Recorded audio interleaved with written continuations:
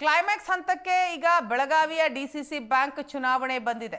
ಇವತ್ತು ಬೆಳಿಗ್ಗೆಯಿಂದ ಮತದಾನ ನಡೆಯುತ್ತೆ. ಸಂಜೆಯೇ ಮತ ಎಣಿಕೆ ಕಾರ್ಯ ಕೂಡ ನಡೆಯಲಿದೆ.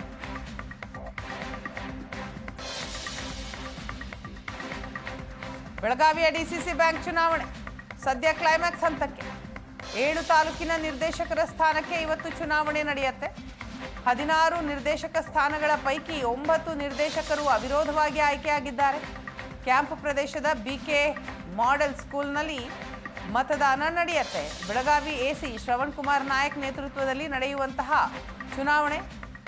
ಮತದಾನದ ಹಕ್ಕು ಪಡೆದ ಪಿಕೆಪಿಎಸ್ ಸದಸ್ಯರಿಂದ ಇವತ್ತು ಮತದಾನ ಆಗತ್ತೆ. ಬೆಳಿಗ್ಗೆ 9 ಗಂಟೆಯಿಂದ ಸಂಜೆ 4 ಗಂಟೆಯವರೆಗೂ ಕೂಡ ಚುನಾವಣೆ ನಡೆಯುತ್ತೆ. ವೋಟಿಂಗ್ ಆಗತ್ತೆ.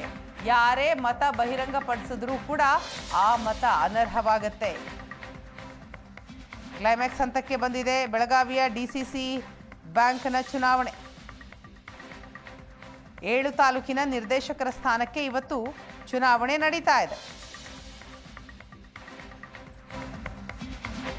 ಡಿಸಿಸಿ ಬ್ಯಾಂಕ್ ಜಿದ್ದಾಜಿದ್ದಿನ ಕಾಳಗಕ್ಕೆ ಇವತ್ತೇ ನಿರ್ಣಾಯಕ ದಿನ.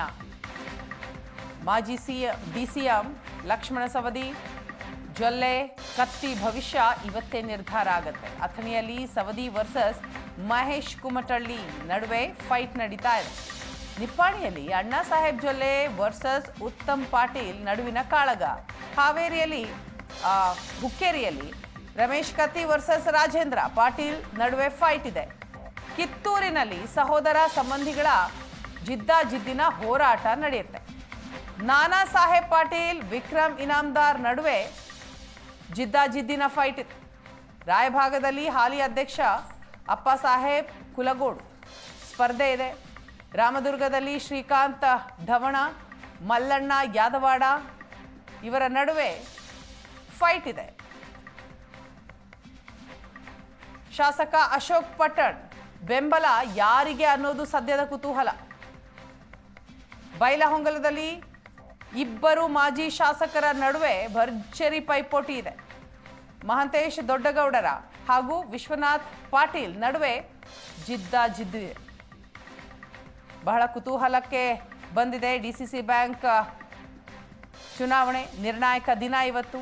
ಮಾಜಿ ಡಿಸಿಎಂ ಸವದಿ ಜೊಲ್ಲೆ ಕತ್ತಿ ಇವರ ಭವಿಷ್ಯ ಇವತ್ತೇ ನಿರ್ಧಾರ ಆಗಲಿಕ್ಕಿದೆ. ಅವಿರೋಧವಾಗಿ ಈಗ 9 ನಿರ್ದೇಶಕರ ಆಯ್ಕೆಯಾಗಿದ್ದಾರೆ.